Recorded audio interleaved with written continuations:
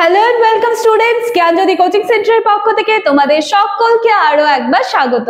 আজকে আমাদের আলোচনার বিষয় হচ্ছে second semester major political science paper 1 2025। এইখান থেকে যে সিলেবাস তোমাদেরকে প্রোভাইড করা হয়েছে সেটা নিয়ে বলতে পারো যে একটা বিস্তারিত আলোচনামূলক আজকের একটা ক্লাস বা আলোচনার বিষয় শুরু করার আগে বলে নিতে চাই, দেখো তোমরা যারা যেই চ্যানেল থেকে আমার এই ভিডিওটা দেখছো কাইন্ডলি চ্যানেলটা তোমরা সাবস্ক্রাইব করে রেখো, কারণ এখন থেকে জ্ঞানজ্যোতি কোচিং সেন্টারের পক্ষ থেকে সমস্ত রকম ইনফরমেটিভ ভিডিও, সমস্ত রকম নোটিশ, সমস্ত কিছু তোমরা কিন্তু এই চ্যানেলের পক্ষ থেকেই পাবে। সেটা তোমাদের এক্সাম কবে হবে এইরকম ইনফরমেশন থেকে শুরু করে সাজেশন বলো, কিভাবে কি পড়তে হবে, কমন কি আসবে, তোমাদের যা প্রয়োজন সমস্তটা কিন্তু তোমরা এই চ্যানেল থেকে পেয়ে যাচ্ছ।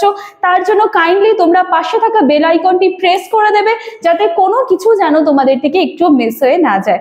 ক্লাস বা আলোচনার বিষয় শুরু করার আগে বলে নিতে চাই, তোমরা কাইন্ডলি বোর্ডের কর্নারে থাকা দুটি নাম্বারের মধ্যে যে কোনো একটি নাম্বারে কিন্তু যোগাযোগ করে জ্ঞানজ্যোতি কোচিং সেন্টারের সাথে যুক্ত হয়ে যেতে পারো। নাম্বার দুটি হলো আমাদের official helpline number. Admission process কিন্তু অনেকদিন আগের থেকেই চলছে, শুরু হয়ে গিয়েছে। চাইলে তোমরা কিন্তু একবার আমাদের সাথে যোগাযোগ করে দেখে নিতে পারো। চলো এক্সট্রা কথা না বাড়িয়ে আমি আলোচনার বিষয়ে ফিরে আসছি। আচ্ছা, দেখো এই সিলেবাসটা একটা টাইটেল দেওয়া রয়েছে, সেটা হচ্ছে তুলনামূলক সরকার ও রাজনীতির ভূমিকা, introduction to comparative government politics. ঠিক আছে, এটা হয়ে গেল তোমাদের টাইটেল। এবার এটার মধ্যে ইউনিট 1, 2, 3, 4 করে দেওয়া আছে। চলো প্রতিটা ইউনিট ছোট্ট করে দেখে নেওয়া যাক। আচ্ছা দেখো, ইউনিট 1 এ কি আছে? Introducing comparative government politics. ঠিক আছে, এই বিষয়টা তোমাদের ইউনিট 1 এর টাইটেল বলতে পারো, যেটা হচ্ছে তুলনামূলক সরকার ও রাজনীতির পরিচয়। তার মধ্যে রয়েছে এ এবং বি। এতে কি রয়েছে? তুলনামূলক রাজনীতি কি, এর তুলনার পদ্ধতিগুলো কি, what is comparative politics, method of comparison. ঠিক আছে, চলো এটা হচ্ছে ইউনিট 1 এর এতে জানতে চাওয়া হয়েছে। বি তে যেটা রয়েছে সেটা হচ্ছে লিবারেল এবং সমাজতান্ত্রিক রাজনৈতিক ব্যবস্থার প্রকৃতি, যার মধ্যে তাদের স্বতন্ত্র বৈশিষ্ট্য, বিশেষ রেফারেন্স সহ কনভেনশন, আইনের শাসন, সংসদীয় সার্বভৌমত্ব, ক্ষমতা পৃথকীকরণ, চেক ব্যালেন্স, বিচারিক পর্যালোচনা, মতাদর্শ, গণতান্ত্রিক কেন্দ্রিকতা, কমিউনিস্ট পার্টির ভূমিকা এবং কেন্দ্রীয় সামরিক কমিশন।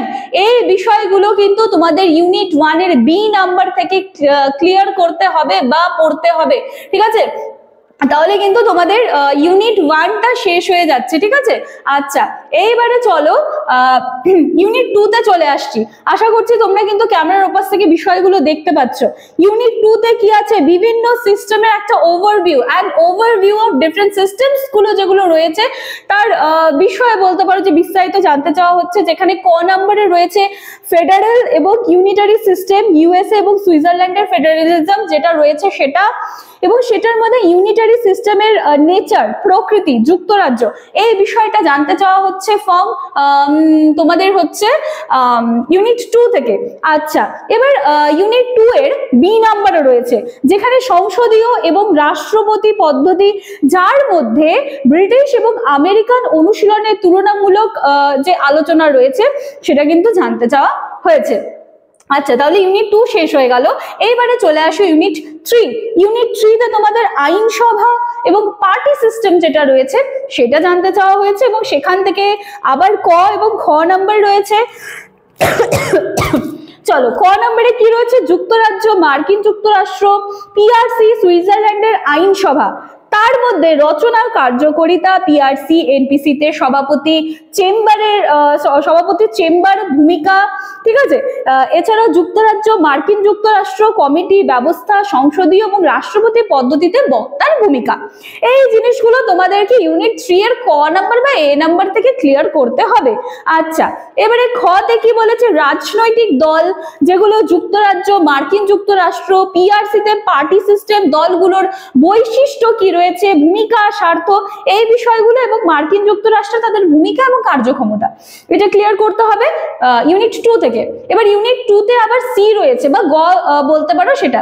গ তে দেখো কি আছে? ইউকে, ইউএসএ এন্ড পিআরসি এর নাগরিকদের অধিকার ও কর্তব্য একটা তুলনামূলক অধ্যয়ন বলা হয়েছে। হয়ে গেল ইউনিট 3 কমপ্লিট। এইবারে চলো লাস্ট ইউনিট তোমাদের ইউনিট 4, যেখানে রয়েছে এক্সিকিউটিভ এন্ড জুডিশিয়ারি, যেখানে তোমাদের তোমাদেরকে কি বলা হচ্ছে, নির্বাহী ও বিচার বিভাগ।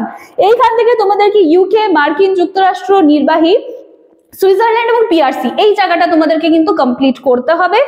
তারপরে রয়েছে গতে সুইস এক্সিকিউটিভ, ইউকে ইউএসএ এক্সিকিউটিভের সাথে অন্যান্য বৈশিষ্ট্য এবং তুলনামূলক যে আলোচনাটা রয়েছে সেটা করতে হবে। এবং লাস্ট যেটা রয়েছে তোমাদের সেটা হচ্ছে ইউকে ইউএসএ পিআরসি বিচার বিভাগ। ঠিক আছে, তো এই কিন্তু ছিল আজকে তোমাদের আলোচনার বিষয়। আমি একটুখানি ফ্রেম থেকে সরে যাচ্ছি, তোমরা চাইলে একটা স্ক্রিনশট নিয়ে রাখতে পারো, কারণ পুরো সিলেবাসটা আমি এখানে রেখেছি। তো তোমরা পরবর্তীতে লিখে নিয়ে আমার ভিডিওটা চালিয়ে দেখে নিলেও তোমাদের সুবিধা হবে। তো চলো, আজকের ক্লাস বা আলোচনার বিষয় আমার এতখানিই থাকছে। নেক্সট দিনে আবার একটা তোমাদের পেপার রয়েছে, সেই সিলেবাস নিয়ে আলোচনা করবো এবং তারপরে ধারাবাহিকভাবে প্রতিটা বিষয় নিয়ে আমি আলোচনা বা ক্লাস নিয়ে তোমাদের সামনে চলে আসবো। তো চলো, আজকের ক্লাস বা আলোচনার বিষয় এখানেই শেষ করছি। দেখা হচ্ছে নেক্সট দিনের ক্লাসে। Thank you.